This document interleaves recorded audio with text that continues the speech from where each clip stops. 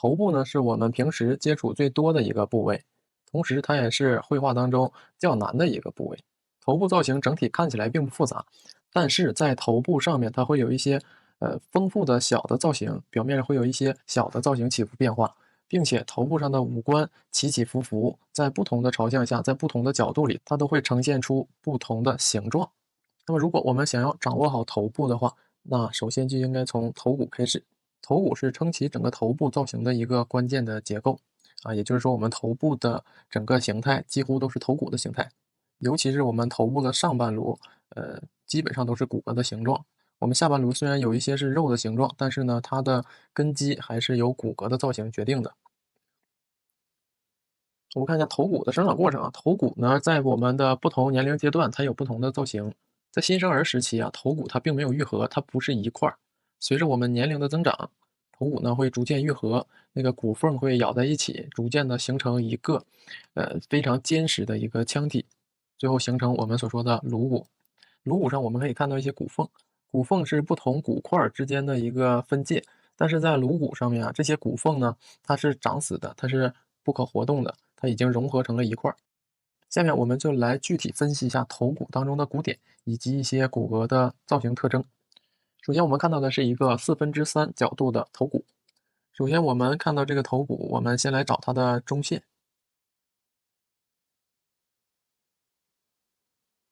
对于头部中线非常重要，因为我们的头部呢基本呈左右对称的。但由于自然生长的原因呢，它肯定不是完全绝对对称，但是呢基本上它是对称的。我们要画的时候，左右都要对标着去找，才能够把一个头型画的准确。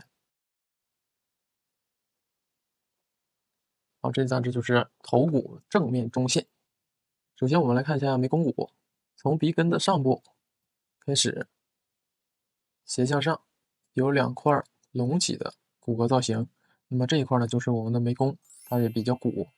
在两块眉弓骨之间啊，有一个凹印儿啊，有一个凹的形状。我鼻根上边的这个眉弓骨呢，呈一个拉宽的 V 字形。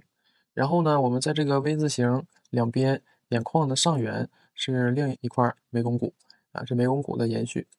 它们其实是一块儿，只不过在这个地方呢，它有这样的一个痕迹的造型，所以呢，在造型上把它分开。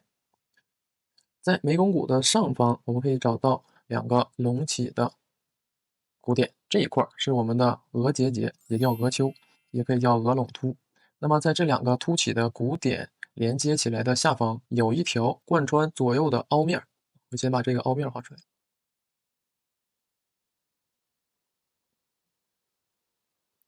这个凹面呢，加上这个额结节，构成了我们额头的基本造型。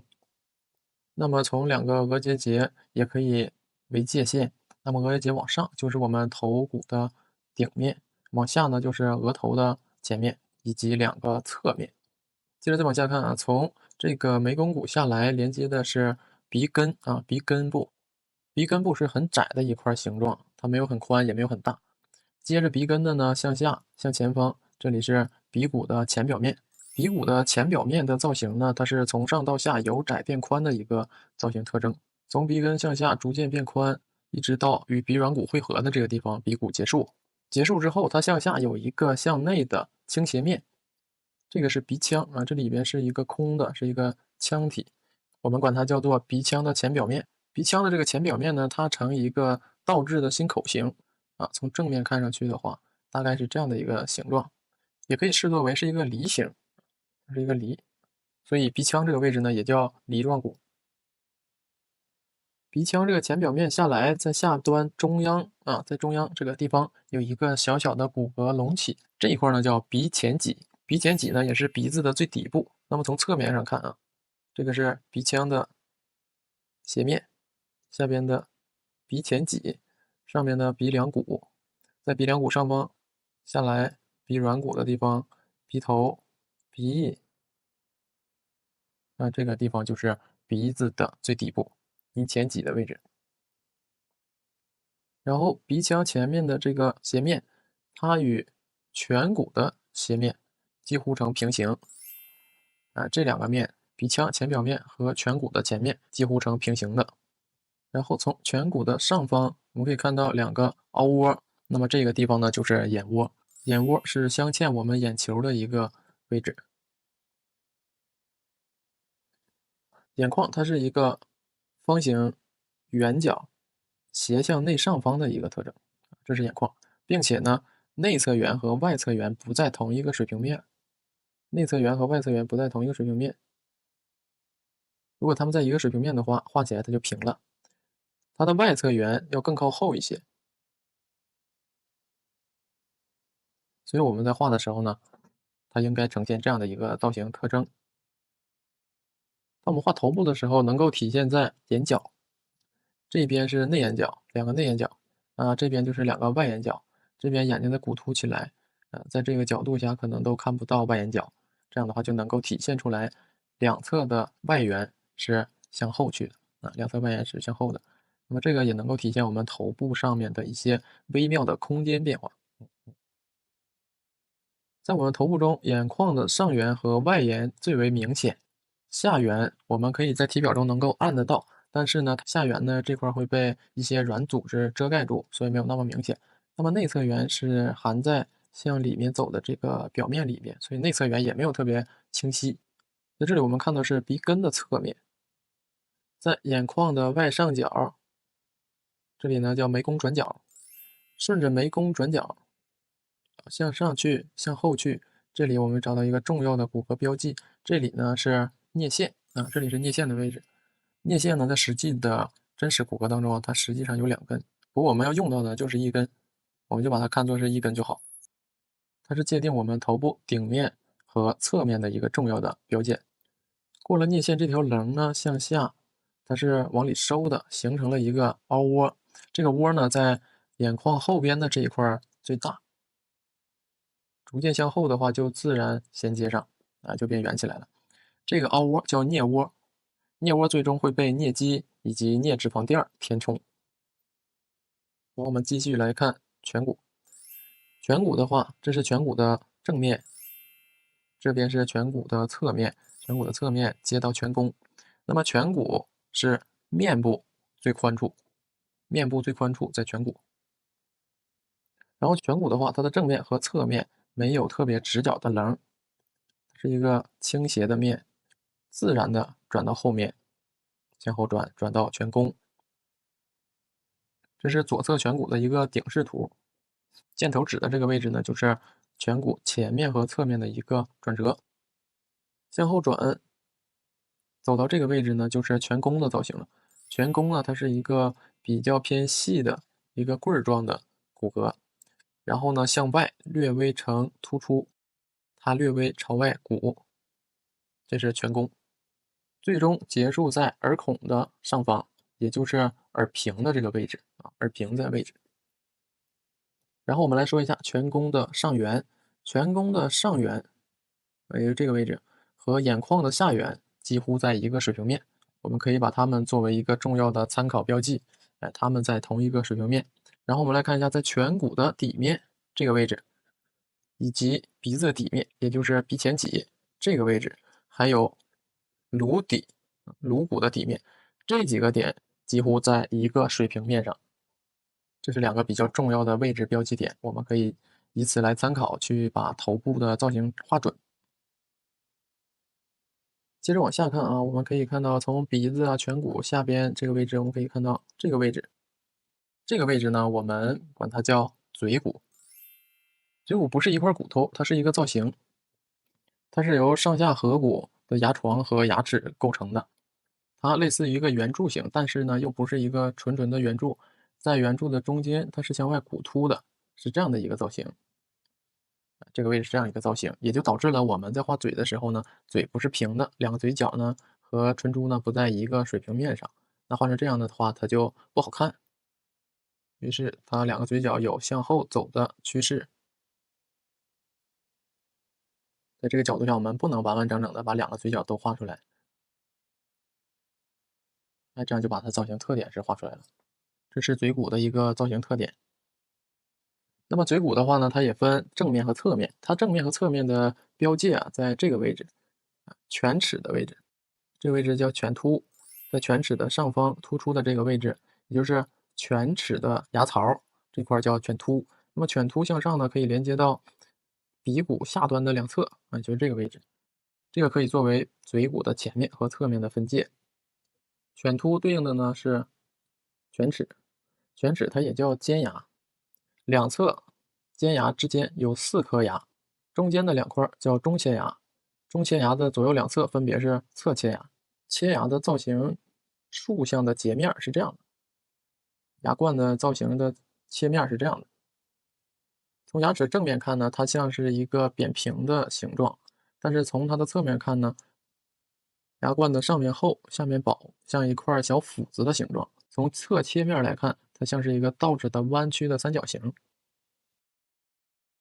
我们牙齿的俯视或顶视图看呢，它呈一个 U 型，这个 U 型的宽窄是不一样的。切牙牙冠是逐渐变薄的、变窄的，后边的叫磨牙，磨牙的牙冠是宽大的是呈一个类似于一个小方块形状的。牙冠的顶面类似于一个田字，田字中间有个十字，十字是向内凹的，周围的有几块小隆起，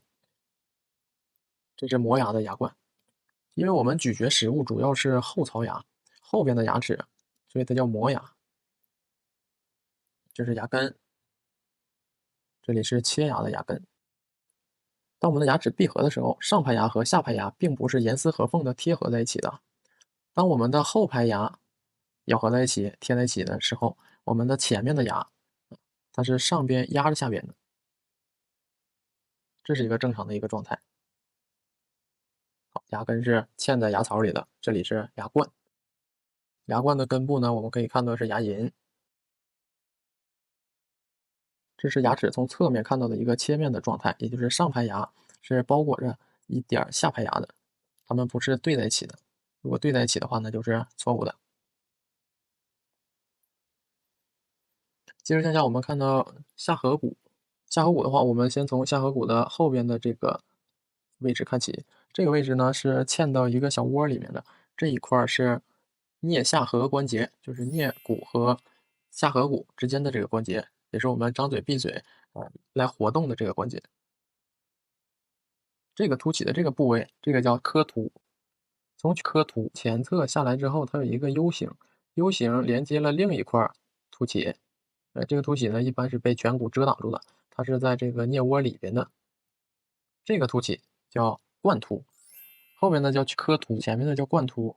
偏圆一点这个叫颌突偏尖一点的这个叫冠突。这个是下颌骨上面的2个部位。然后从这2个端点下来之后呢，也就是下颌骨的立面、侧面这块叫下颌支，这是一块倾斜向下，并且呢斜朝内的一个面儿，然后另一个面儿跟它相对，这里叫下颌支。那么下颌支下来之后，这一块叫下颌体，也就是下颌骨的骨体。从底视图来看，下颌骨呢呈一个 V 字形，牙齿呢就成一个 U 字形。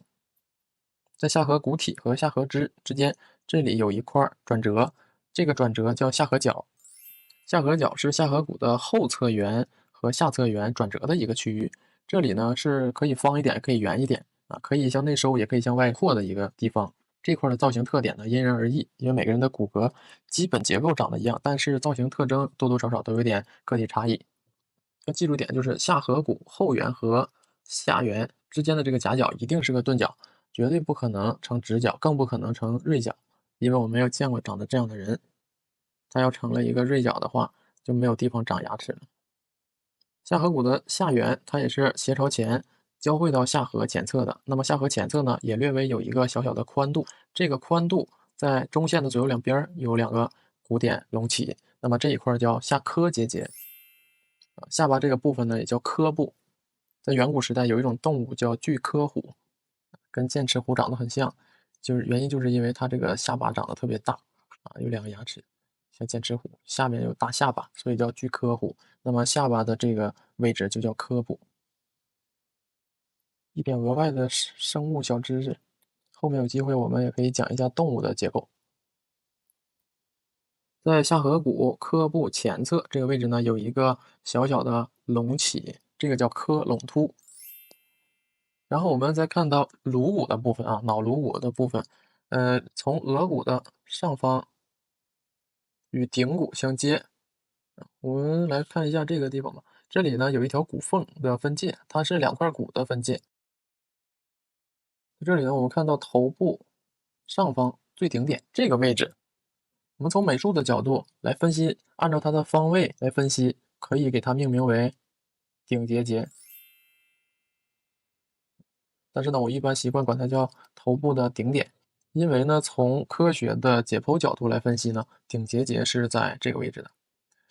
顶节节是在顶骨最骨突的这个位置，在顶骨的左右两侧，我画一个顶视图，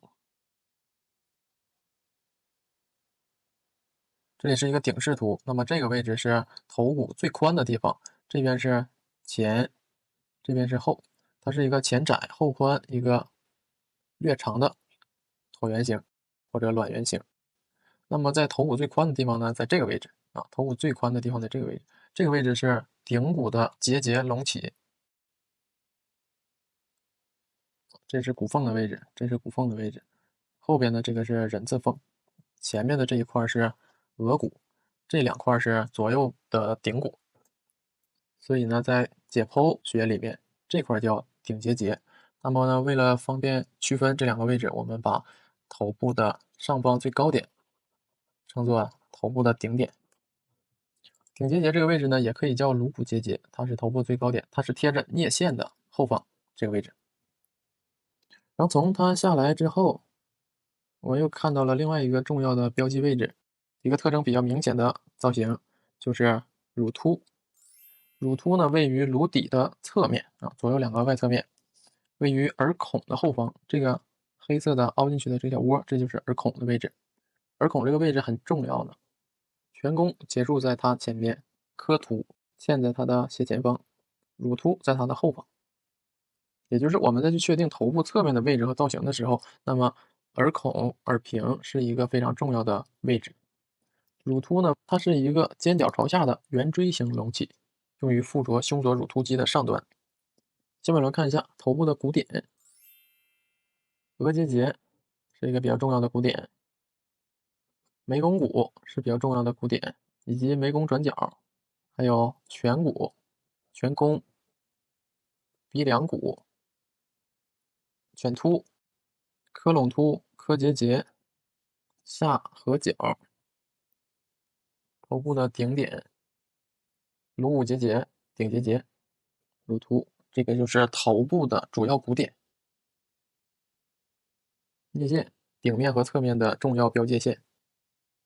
以上就是我们头骨前面的一些重要的骨骼造型特征。下面我们再来看一下后面的骨骼特征。首先我们找到中线，从头部的顶点开始，沿着这条骨缝下来，这里有一个隆起，我先把它连上，连到颅骨底面。这就是我们从这个角度看上去头骨的中线。这个角度我们看到最明显的一个特征呢，就是在这个位置有一个小小的骨骼隆起，这个突出的小骨头呢，这个叫粉外隆突，它是颅底的后侧的隆起，在体表我们可以触摸得到。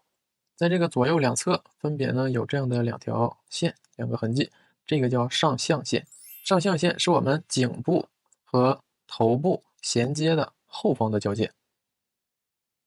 从上象线往下都是颅骨的底面，在颅骨底面的左右两侧，我看到这个倒置的尖角形小骨头，这里就是乳突。乳突前边这就是耳孔，耳孔上边靠前一点的位置，这就是颧弓结束的位置，在它斜前方的这一块就是下颌骨上的磕突。我们从后边可以清晰的看到两侧的下颌骨，它有一个向内收的趋势。从侧面看，它是向前倾斜；从后面看，它也是向里，向下向内收，并且在它的底面同样也是向内收的一个形状。当我们看到一个人他的面部啊，他的腮部比较宽的时候，那也就是说他下颌角外张。下颌角外张的时候，他的这个下颌骨呢，有可能是这个造型，导致整个面部比较宽。然后我们从颧弓结束的这个位置啊，大概呢可以找到一个痕迹，这里呢是颞线的后方，但是颞线的后方没那么清晰啊，颞线的前面较清晰，越往后走呢越不清晰。但是呢，我们可以大概找出来它的痕迹，它也是头骨的后侧和侧面啊，后面和侧面的一个大致的交界，只不过这个交界不是个棱，它是一个曲面儿，所以我们头骨后边看起来会偏圆一些，前面会方一点，因为颞线前面清晰，后面不清晰。以上就是我们头部骨骼后边的一些造型特点，这就是我们头部造型特征的一些重要的知识点摘要。那下一节课我们来讲一下头骨的基本比例和绘画方法。